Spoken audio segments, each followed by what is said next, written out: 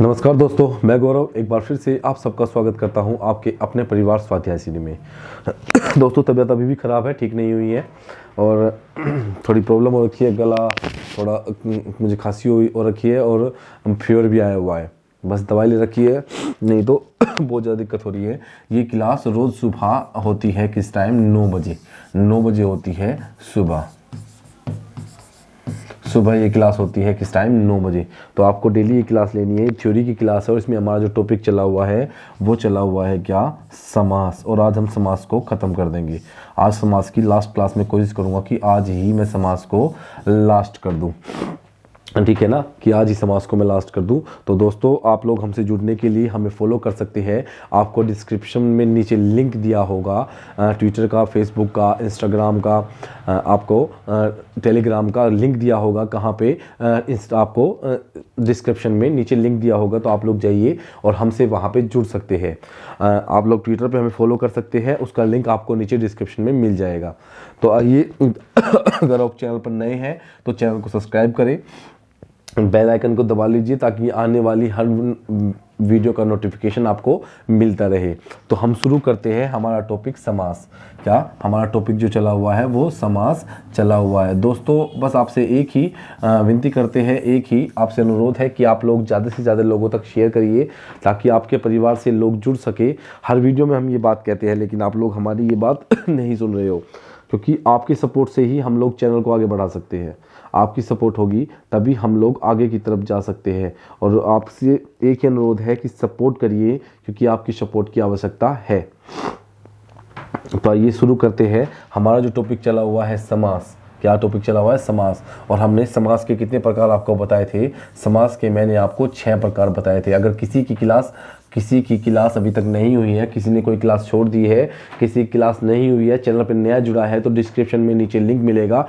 पुरानी class join करने के लिए आप प्लेलिस्ट का यूज़ कर सकते हैं, या फिर आपको डिस्क्रिप्शन में नीचे लिंक मिल जाएगा, तो जाइए और वहाँ से क्लास ले लीजिए, ठीक है। नहीं तो आप लोग जाइए, वीडियो में आपको हिंदी के नाम से बना होगा, हिंदी लेखपाल और कांस्टेबल के नाम से एक आपका क्या प्लेलिस्ट बनी हुई होगी, वहाँ से आप लोग पुरानी क्लासों को ले सकते हैं। पूरा सिलेबस उसके अंदर कराया गया है आपको। देखिए, समास की 6 प्रकार मैंने आपको बताए थे, ठीक है। 6 में से हमने आपका अवयवी भाव समास को हमने पढ़ लिया है। क्या कर लिया है? अवयवी भाव समास को हमने पढ़ लिया है। तत्पुरुष समास को हमने पढ़ लिया है। तत्पुरुष समास को हमने पढ़ लिया है और तत्पुरुष समास के 6 प्रकार भी हमने अच्छे से क्लियर कर लिए हैं। अब हमारा है कर्मधारय समास। क्या पढ़ रहे हैं हम? कर्मधारय समास। तो शुरू करते हैं कर्मधारय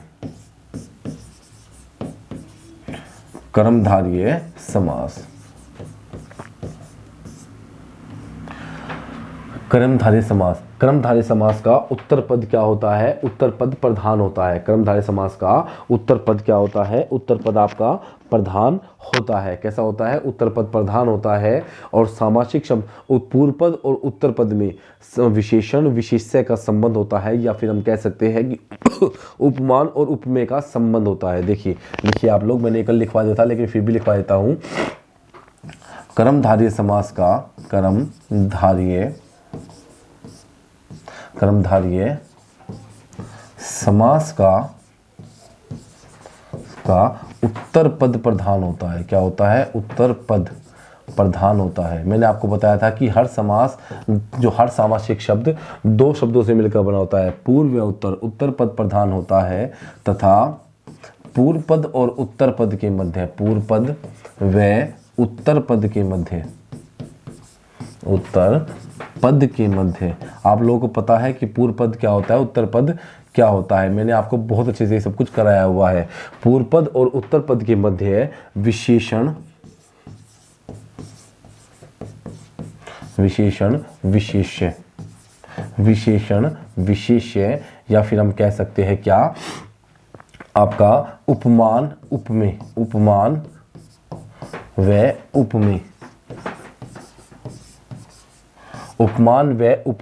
का संबंध होता है।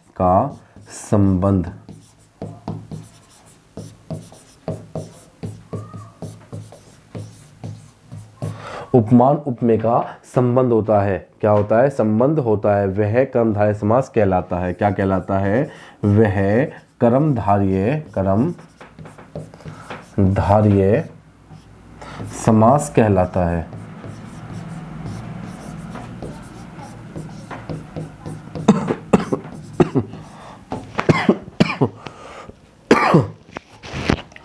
कहलाता है। दोस्तों तबीयत बहुत ज़्यादा डाउन है, बार बार मेरी आंखें बंद हो रही है, अभी भी एनर्जी तो बिल्कुल डाउन हो गई है, लेकिन फिर भी आपके लिए क्लास लेना अनिवार्य था, इसलिए मैं करा रहा हूँ। वह क्या कहलाता है? वह कर्मधारय समास कहलाता है। ठीक है, उपमान और उपमेय। ठीक है, विशेषण, विशेषण जिसकी विशेषता बताते हैं उसे विशेष्य कहते हैं, और विशेष्य क्या होते हैं? संज्ञा या स्वरनाम विशेष्य होते हैं। ठीक है ना। अब देखिए, जैसे कि अगर मैं बात करता हूं, जैसे एक एग्जाम्पल हम लोग पहले लिख लेते हैं। जैसे अगर मैं कहूं नील गगन, क्या होगा? नील गगन। नीला है जो गगन, विग्रह क्या होगा इसका? नीला है जो गगन, जो गगन। अब देखिए, नील क्या है? पूर्व पद, और गगन क्या है? उत्तर पद। क्या है? ये है आपका पूर्व पद, और ये कैसा है? उत्तर पद। अब देखिए, पूर्व पद और उत्तर पद दो हो गए। मैंने कहा था उत्तर पद प्रधान होता है, गगन की विशेषता क्या है? कि वो नीला है। गगन की विशेषता क्या है? कि वो नीला है। और गगन क्या है? ये विशेष्य है, और नीला क्या है? ये विशेषण है। कैसा है? विशेषण है। ठीक है ना। इसमें शब्द क्या जुड़े होते हैं? नीला है जो गगन, नीला है जो शब्द जुड़े होते हैं, या के समान, के जैसे, ये शब्द इसमें जुड़े होते हैं। क्या जुड़े होते हैं? है जो शब्द क्या जुड़े होते हैं? है जो और के समान और के जैसे शब्द इसमें जुड़े होते हैं। ठीक है, क्या होता है? के समान और के जैसे शब्द इसमें जुड़े होते हैं। ठीक है, अब देखते हैं हम इसमें क्या होता है। इसकी विभक्ति क्या होती है? के समान है जो। ठीक है, के समान है जो, या फिर हम कह सकते हैं आपका के जैसा। क्या? के जैसा, के जैसा, ये शब्द इसमें जुड़े होते हैं। के समान, के जैसा, है जो, ये सभी शब्द इसमें विभक्ति के रूप में जुड़े होते हैं। जैसे मैंने आपको अभी बताया है, नील गगन, क्या होगा? नील गगन, अर्थात नीला है जो गगन, गगन, ये गगन लिख गया, क्या होगा? अर्थात नीला है जो गगन। मैंने आपको एग्जांपल क्या दिया था? नील गगन, नील गगन, अर्थात नीला है जो गगन, है जो गगन। देखिए, गगन की विशेषता क्या है? कि वो नीला है। क्या है? गगन की विशेषता क्या है? कि वो नीला है। गगन क्या है? विशेष है। और विशेषण क्या है? बताइए, विशेषण क्या है? विशेषण है आपका नीला। नीला उसका कैसा है? गुण है। क्या है? गुण है। ठीक है। अब हम कुछ एग्जाम्पल देख लेते हैं। जैसे नीलकंठ, एग्जाम्पल देखते हैं अच्छे से। नीलकंठ, ठीक है ना। एग्जाम्पल देखते हैं आपका नीलकंठ। अगर आपको कहीं पर एग्जाम में आपको देता है ऑप्शन में नीलकंठ, आपको दिया कि नीलकंठ किस समास का उदाहरण है, बताइए, तो उसमें क्या होगा? नीलकंठ में आपको दो समास के आपको तत्पुरुष दिया, आपको अव्ययभाव दिया, और दो दिए, एक दिया कर्मधारय, एक बहुब्री, तो आप बहुब्री के साथ जाओगे, क्योंकि नीलकंठ का मतलब होता है भोले जी से, शंकर जी से इसका अर्थ निकलता है। एक तीसरा अर्थ निकलता है, तीसरे अर्थ की बात करता है, लेकिन फिर भी हम लोग चाहेंगे कि अभी जो पढ़ा रहे हैं उस पर ध्यान दिया जाए, क्योंकि मैं आपको बात बाद में बता दूंगा। कुछ शब्द ऐसे होते हैं जैसे नीलकंठ, कंठ की विशेषता क्या है? कि वो नीला है।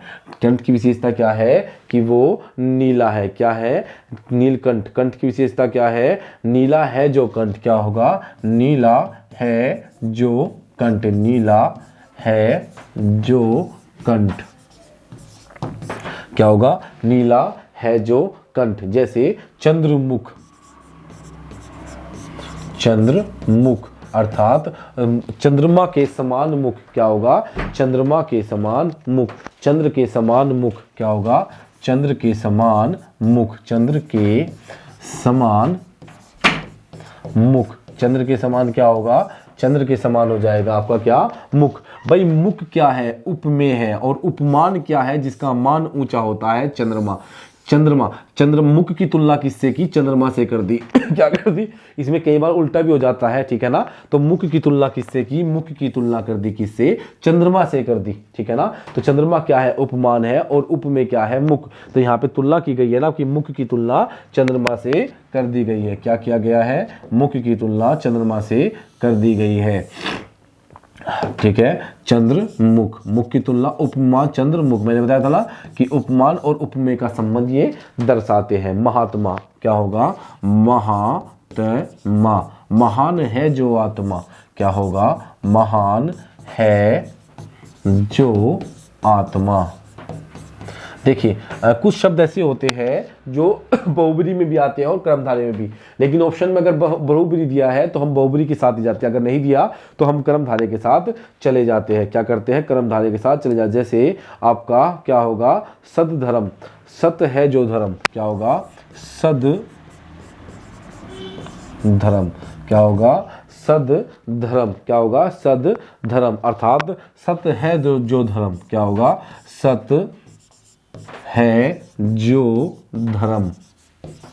क्या होगा? सत्य है जो धर्म, ठीक है ना। देख लीजिए। और देहलता क्या होगा? देहलता, देह रूपी लता क्या होगी? देह रूपी लता हो जाएगा। देह रूपी लता, देह रूपी लता।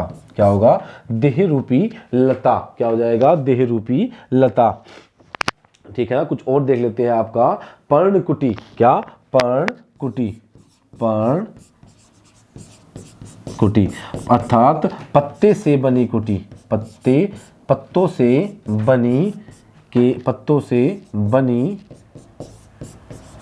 कुटी, या हम कह सकते हैं क्या होगा? पत्तों से बनी कुटी। क्या होगा? जैसे चल संपत्ति अर्थात गतिशील संपत्ति। तो मैंने क्या कहा था आपको? नीलकंठ विशेषता है हर जगह। यहाँ पे नील की विशेषता क्या है? कि गगन की विशेषता क्या है? कि वो नीला है। कंठ की विशेषता क्या है? कि वो नीला है। मुख की तुलना किससे की? चंद्रमा से की। आत्मा की तुलना, आत्मा को कैसा बताया? महान बताया।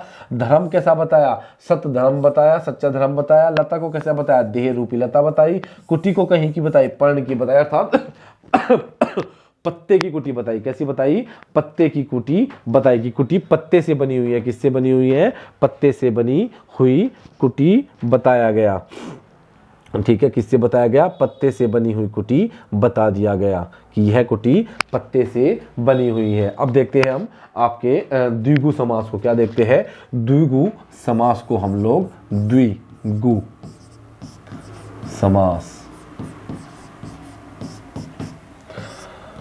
द्विगु समास आपको बहुत अच्छे से बताया गया है कि द्विगु समास जिस सामासिक शब्द का पूर्व पद संख्यावाचक होता है। क्या होता है? जिस सामासिक शब्द का पूर्व पद संख्यावाचक होता है उसे क्या कहते हैं? उसे द्विगु समास कहते हैं। क्या कहते हैं? द्विगु समास कहते हैं। देखिए जिस सामासिक शब्द का, लिखिए जिस सामासिक शब्द का, जिस सामासिक शब्द का पूर्व पद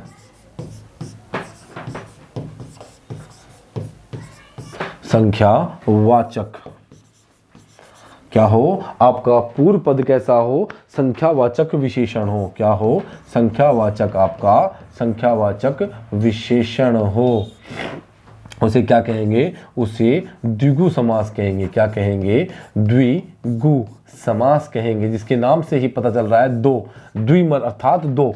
क्या होगा? द्वि का मतलब क्या होगा? द्वि का मतलब हो जाएगा दो। देखिए जिस सामासिक शब्द का पूर्व पद संख्यावाचक होगा उसे क्या कहेंगे? द्विगु समास कहेंगे। क्या कहेंगे? द्विगु समास कहेंगे। जैसे अगर बात करते हैं दोपहर, क्या एग्जाम्पल देख लेते हैं इसकी। जैसे दोपहर, दोपहर क्या होगा? दोपहर, दोपहर का समय। क्या? दोपहर का सम्यार। क्या लिखेंगे? दोपहर का, दोपहर, जहां दोपहर एक साथ मिल गए क्या हुआ? दोपहर। क्या हुआ? दोपहर का समय, देखिए दो आया ना, तो दो आया, जहां पे भी संख्यावाचक होगा वहीं पे क्या होगा आपका द्विगु समास हो जाएगा। जैसे शताब्दी, क्या लिखेंगे हम लोग, लिखेंगे शताब्दी, क्या लिखेंगे शताब्दी। देखिए शताब्दी, तो शत कितना होता है, ये होता है ये कहीं से बना 100 प्लस अवधि से बना, किससे बना, ये बना आपका 100 प्लस अवधि, 100 प्लस अवधि से मिलकर बना, 100 प्लस अवधि से यह मिलकर बना हुआ, अर्थात 100 वर्षों का समूह। क्या, इसे अवधि को वर्ष भी कहते हैं, क्या कहते हैं इसे, वर्ष भी कहते हैं। देखिए इसका समास विग्रह क्या होगा, 100 वर्षों का समूह, क्या होगा 100 वर्षों का समूह, क्या होगा, इसे हम क्या कहते हैं, इसे हम आपका 100 वर्षों का समूह भी कहते हैं। इसका जो समास विग्रह होगा वो क्या होगा, 100 वर्षों का समूह हो जाएगा। क्या हो जाएगा, 100 वर्षों का समूह हो जाएगा। जैसे अगर मैं बात करूं त्रिकोण,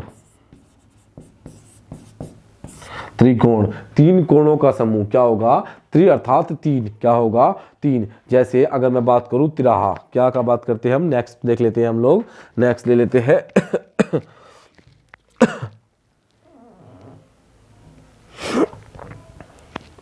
ठीक है, हम लेते हैं आपका क्या, तिराहा, क्या लेते हैं, तिराहा।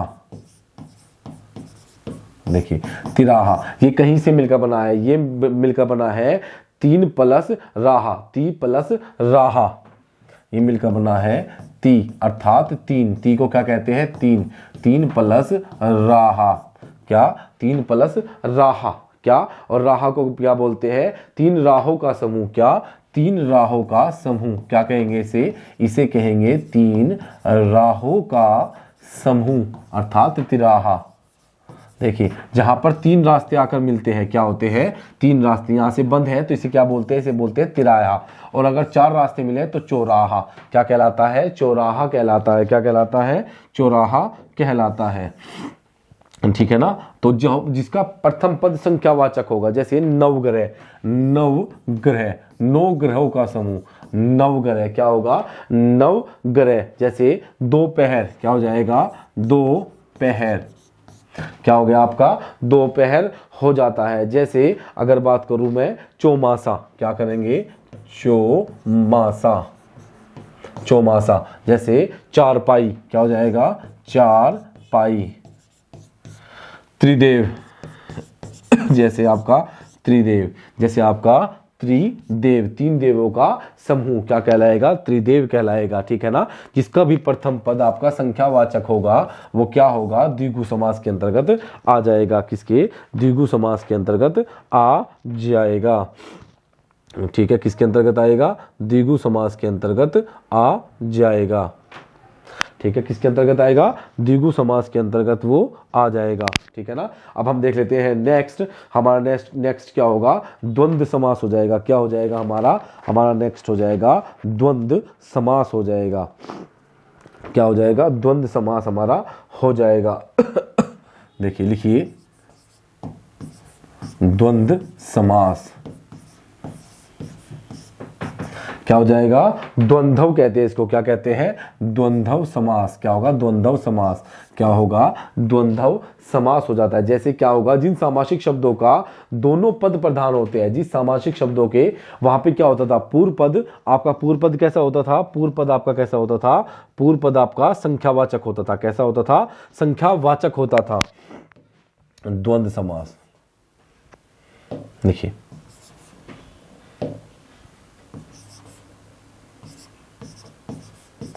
द्वंद्व समास, द्वंद्व समास क्या होता है, पर अगर मैं बात करूं पूर्व पद संख्यावाचक किसका था, पूर्व पद संख्यावाचक था आपका किसका, पूर्व पद संख्यावाचक था आपका द्विगु समास का। लेकिन यहां पे क्या होता है, द्वंद्व समास के जिस सामासिक शब्द का, जिस सामासिक शब्द का, जिस सामासिक शब्द का क्या होगा, दोनों पद प्रधान होते हैं, दोनों पद प्रधान होते हैं, ठीक है ना। इसमें क्या होते हैं, पूर्व पद और उत्तर पद दोनों पद क्या होते हैं, प्रधान होते हैं। और समास विग्रह करने पर और अथवा या, ठीक है, और समास विग्रह करने पर और इसका समास विग्रह करने पर, जब हम इसका समास विग्रह करते हैं, समास विग्रह करने पर, समास विग्रह करने पर, समास विग्रह करने पर और अथवा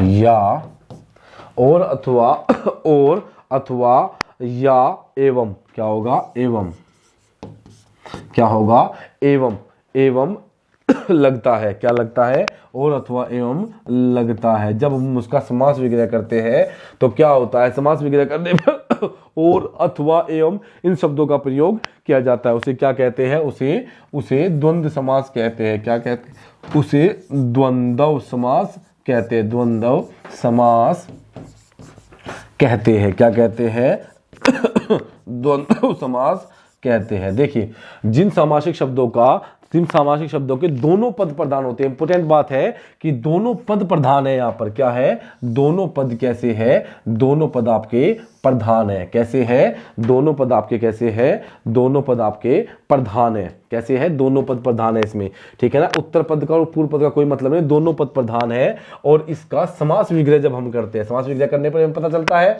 समास विग्रह करने पर और अथवा या एवं लग जाता है, जिसे द्वंद्व समास कहते हैं, ठीक है ना। इसमें क्या प्रयोग होता है, और अथवा या फिर एवं, इन शब्दों का प्रयोग इसमें किया जाता है। क्या किया जाता है, इन शब्दों का प्रयोग इसमें किया जाता है। अगर मैं जैसे कि यहीं पर एक बात करना चाहूं, जैसे देख लेते हैं, यहीं पे लिख देता हूं, जैसे भाई बहन, भाई बहन, भाई बहन एक शब्द होगा, क्या होगा, भाई बहन एक शब्द हो जाएगा। क्या हो जाएगा, भाई बहन एक शब्द हो जाएगा।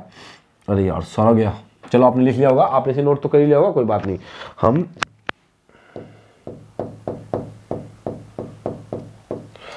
अपडेट हो गया वो, अब मैं इसमें कुछ भी नहीं कर सकता,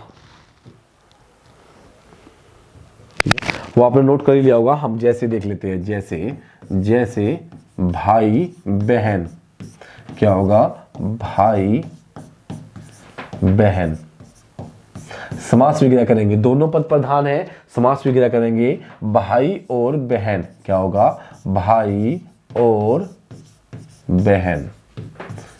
तो मैंने क्या कहा, बीच में किसका प्रयोग किया जाता है, और एवं अथवा, और एवं अथवा या फिर या का भी प्रयोग इसमें किया जाता है। जैसे गंगा यमुना, क्या होगा, गंगा यमुना, गंगा यमुना, गंगा और यमुना, क्या होगा, गंगा और यमुना,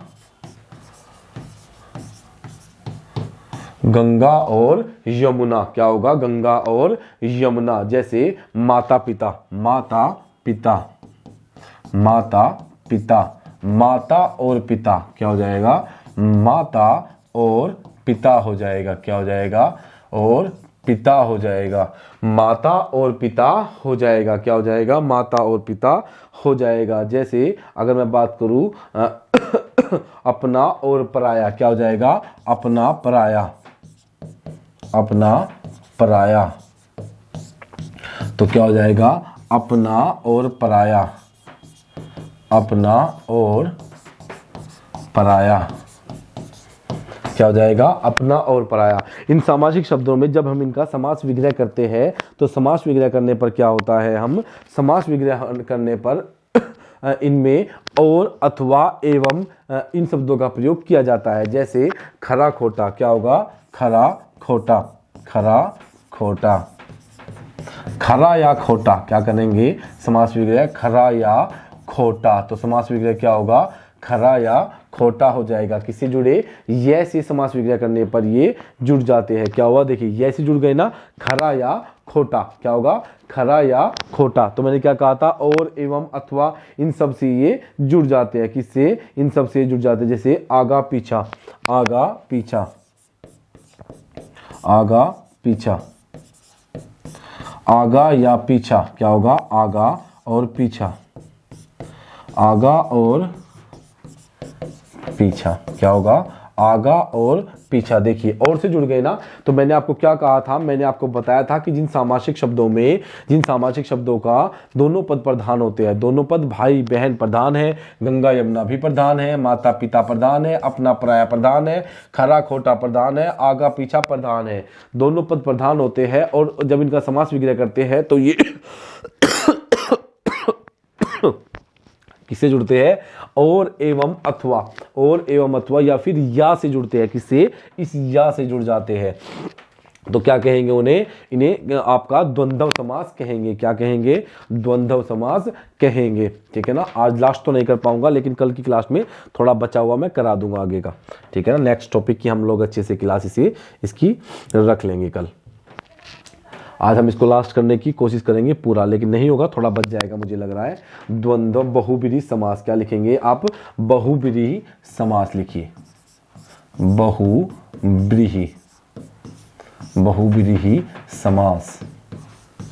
बहुब्रीहि समास लिखिए इसके बारे में।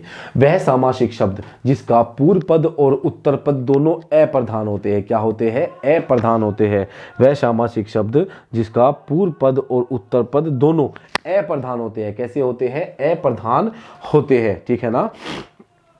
शब्द दोनों अप्रधान होते हैं। वह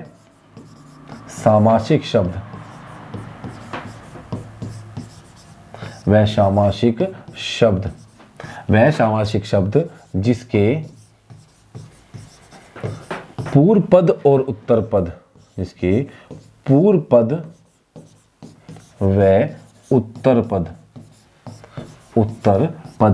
दोनों अप्रधान होते हैं। क्या होते हैं?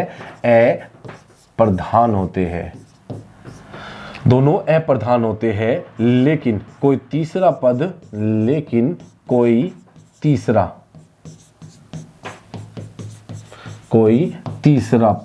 प्रधान होता है।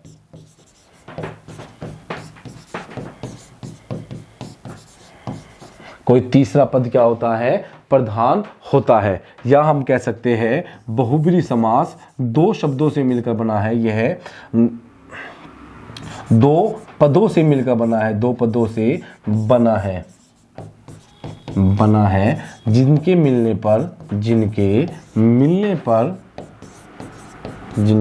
मिलने पर कोई तीसरा अर्थ आता है। कोई तीसरा अर्थ देता है। तीसरा अर्थ आता है, उसे क्या कहते हैं? उसे बहुब्रीहि समास कहते हैं। उसे क्या कहते हैं? उसे क्या कहते हैं? आज सारे गलत होंगे मुझसे जल्दबाजी में। मैं सोचा था आज खत्म कर दूं इसको, क्योंकि आप भी बोर हो गए होंगे ना उसे। बहुब्रीहि, मेरा काम है पढ़ाना। बहुब्रीहि समास। आपको बोर अगर कोई हो रहा है तो पढ़ना नहीं चाहता, क्योंकि मैं इतने आराम से पढ़ाता हूं ताकि आप लोगों के अच्छे से समझ में आ जाए। क्या कहते हैं उसे? बहुब्रीहि समास कहते हैं। वैसे ये पूरा तो नहीं होगा, कल की क्लास में मुझे कराना पड़ेगा। मैं अभी आपको इसके एग्जाम्पल रह गए, मैं कल की क्लास में बताऊंगा। बस आपको बता देता हूँ, ये समझा देता हूँ। बहुब्रीहि समास किसे कहते हैं? वह सामासिक शब्द, बहुब्रीहि समास में जो सामासिक शब्द होता है उसके दोनों पद अप्रधान होते हैं। क्या होते हैं? दोनों पद अप्रधान होते हैं। क्या होते हैं? दोनों पद अप्रधान होते हैं। ना पूर्व पद ना उत्तर पद कोई भी प्रधान नहीं होता, दोनों अप्रधान होते हैं। लेकिन कोई तीसरा पद प्रधान होता है, वे कोई तीसरा अर्थ देते हैं। जैसे भगवान के जितने भी पर्यायवाची है वो सभी बहुब्रीहि समास में आते हैं। याद रखना, भगवान के आप जितने भी पर्यायवाची रखोगे वो बहुब्रीहि। जैसे गजानन किसे कहते हैं? गणेश को। गौरीपुत्र गणेश को कहते हैं। नीलकंठ महादेव को कहते हैं। अभी आप कहोगे कि नीलकंठ हमने क्रमधारे में भी यूज किया था, मैं आपको कल बताऊंगा वो। ठीक है ना। आज के लिए हम इतना ही रखेंगे। आपकी समझ में आ गया होगा कि यह दो पदों से मिलकर बने होते हैं। सभी समास दो पदों से मिलकर ही तो बने होते हैं, लेकिन वहां पर क्या होता था? कोई भी उत्तर पद प्रधान होता था, कभी पूर्व पद प्रधान होता था। अव्यय भाव में उत्तर पद प्रधान और तत्पुरुष में उत्तर पद प्रधान। अव्यय भाव में पूर्व पद और तत्पुरुष में उत्तर पद प्रधान। कर्मधारय में उत्तर, द्वंद्व में दोनों पद प्रधान होते थे, द्विगु में पूर्व पद संख्यावाचक होता है, और आपका बहुब्रीहि समास में दोनों पद अप्रधान होते हैं। क्या होते हैं? अप्रधान होते हैं। कोई तीसरा पद ही प्रधान होता है। क्या होता है? कोई तीसरा पद प्रधान होता है। ठीक है ना। ये आपको इसके एग्जाम्पल मैं आपको कल कराऊंगा। आज के लिए हम इतने रखेंगे। आप लोग हमें फॉलो कर सकते हैं ट्विटर पर, उसका लिंक आपको डिस्क्रिप्शन में मिल जाएगा। अगर किसी ने आपकी कोई पुरानी वीडियो छूट गई है, कोई पुरानी क्लास आपकी छूट गई है, तो आप उसका लिंक नीचे डिस्क्रिप्शन में पाएंगे। अगर आप चैनल पर नए हैं तो चैनल को सब्सक्राइब करें, लाइक करें, शेयर करें, ज्यादा से ज्यादा लोगों तक पहुंचाइए, ताकि आपका परिवार अपने पैरों पर खड़ा हो सके और हम आपके लिए हर वो चीज कर सके जो हम करना चाहते हैं। आपको हर एक बेस्ट चीज यहीं पे प्रोवाइड करा सके। बस ये सब आपकी सपोर्ट से ही मुमकिन हो सकता है। तो हमें फॉलो करने के लिए आप ट्विटर पर हमें फॉलो कर सकते हैं। और अगर आप नए हैं तो चैनल को सब्सक्राइब करिए अभी, और वीडियो को ज्यादा से ज्यादा लोगों तक शेयर करिए। आज के लिए धन्यवाद दोस्तों।